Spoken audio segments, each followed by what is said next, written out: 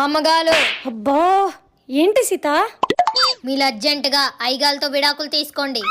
నీకిదేం పోయే కాలమే, పచ్చగా ఉన్న జంటని విడగొట్టాలనుకుంటున్నావు? ఇందాక ఇంటికి ఎప్పుడు వస్తారో కనుక్కుందామని ఫోన్ చేస్తే ఒక అమ్మాయి ఫోన్ ఎత్తి మీ ఐగాలు నాతో బిజీగా ఉన్నారు, తర్వాత ఫోన్ చేయని చెప్పి పెట్టేసింది. ఇదంతా నిజమేనా? ఉండండి, ఐగాలే ఫోన్ చేస్తున్నారు, మాట్లాడండి. ఇలా గివ్వు. రే బక్కలోడా, నీకు నన్నెలా మోసం చేయాలనిపించిందిరా?